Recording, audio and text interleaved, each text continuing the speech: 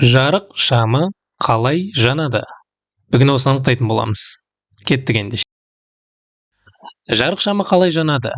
Енді күнделікті өмірде жарық шамы бүкіл жерде қолданылады. Жалпы жарық шамы дегеніміз ол электр энергиясын жарық энергиясына айналдыратын бірден бір құрылғы. Міне көріп тұрғанымыздай, орысша айтқанда лампочка дейді ғой. Мінекей. Бұл бізде вольфрам арқылы, яғни электрод арқылы, қыздыру арқылы жарық беретін жарық шамы. Электр тоғы. Жалпы шам біздегі сол жарық шамы жануы үшін электр тоғы қажет, онсыз болмайды. Электр тоғы біздегі электрондардың, яғни өткізгіш арқылы қозғалысы. Электрондар. Яғни жалпы бұл жердегі электрондар қалай қозғалады? Жалпы тоқ дегеніміз. Соған анықтама бере кетейік. Тоқ дегеніміз электрондардың реттелген қозғалысы. Электрондар осылай реттеліп қозғалған кезде ғана бізде тоқ пайда болады. Сондықтан электрондардың өткізгіш арқылы қозғалысы, мінекей анықтамасы. Тоқ шамға жеткенде, бұл жердегі міне жүріп жатыр ғой, тоқ кәдімгідей міне өткізгіштің бойында электрондар. Бұның барлығы мінекей электрондар міне қозғалып жатқан осы бойдағы өткізгіштің бойында. Осы міне электрон екі жерден келіп тұр ғой. Бір жақтан және екінші жақтан. Осы шамға жеткен кезде ол жұмыс істей бастайды. Яғни бұның ішінде қазір тағы айтатын болам, келесі слайдта құрылысын, ішінде не бар екендігі. Ал мынау соның үлкейтілген түрі. Бізде міне кәдімгі өткізгіш, мынаның барлығы өткізгіш, плюс және теріс, оң және теріс. Міне бұның барлығы өткізгіштер.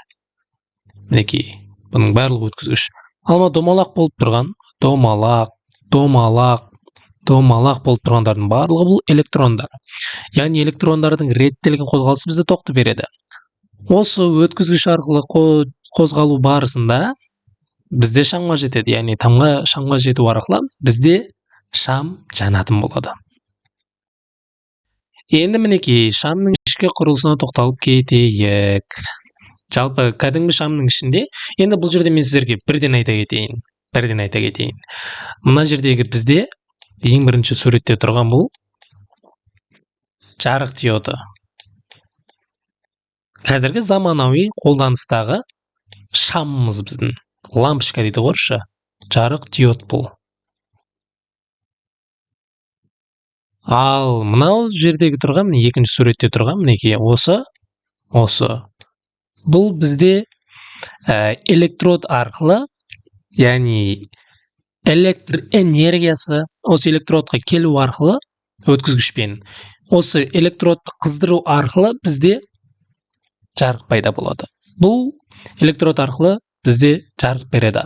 Ал мына суреттегі, бірінші суретте қазіргі заманауи біздің жарық диодты лампамыз, енді лампочкамыз, бұл светодиод, яғни жарық диод арқылы бізге жарық береді. Жалпы екеуінің құрылысы екі түрлі. Яғни екеуінің жану процестері. Өйткені мына кәдімгі шамның ішінде, осы мына суреттегінің ішінде жіңішке металл сым болады, міне екі. Осыны көріп тұрсыздар ғой, осы екеу. Бұл бізде вольфрам болады көбінесе. Өйткені ол жаңағы қызуға өте төзімді металдардың бірі. Бұл жіңішке, жіпше тәрізді дейді. Ол электр тоғын өткізеді, міне, электр тоғы.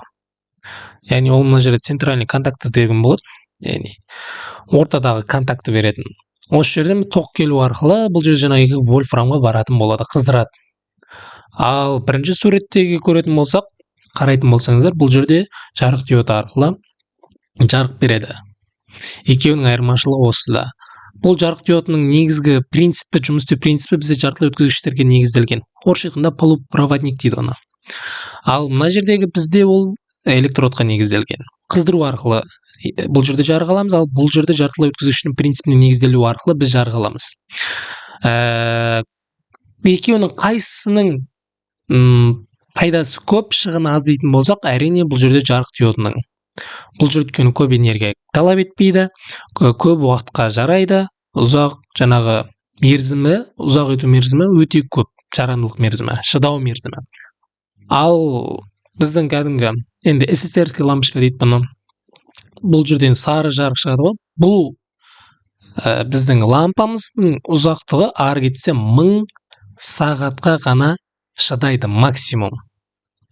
Ал біздегі жарық диодтың максимум шыдамдылық мерзімі шатаспасам 20 000, 25 000 сағатқа шейін шыдап береді. Яғни энергия жағынан біріншіден, екіншіден үнемділік жағынан, үшіншіден жаңағы жарамдылық жағынан өте көп плюсы бар. Мынау электродты қыздыру шамына қарағанда. Енді шамның жану процесіне тоқталып кетейік. Мен алдында да айтып кеттім. Электр тоғы жаңағы жіпшеден өткенде, яғни осылай екі жіпше тұрады. Бұл электрод, ол көбінесе бізде вольфрам қолданылады. Өйткені вольфрам ол өте төзімді, ең төзімді жаңа металдарымыздың бірі, өткізгіш. Температурасы өте жоғары болады. Яғни жіпшеден қызған кезде температура өте жоғары болады. Мына қып-қызыл болып кетеді. Көріп тұрсыздар ғой, мына қып-қызыл болып кетеді осындай. Қып-қызыл болып кетеді.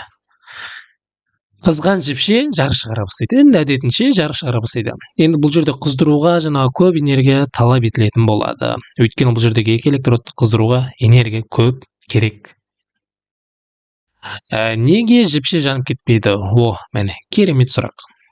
Осы жерде көріп отқанға дейінгі адамдардың да ойында болуы мүмкін, сіздерде де. Неге онда жанып кетпейді деген? Себебі шамның ішінде ауа болмайды. Арнайы газ болады немесе. Сондықтан жіпше жанып кетпей ұзақ уақыт жұмыс істейді.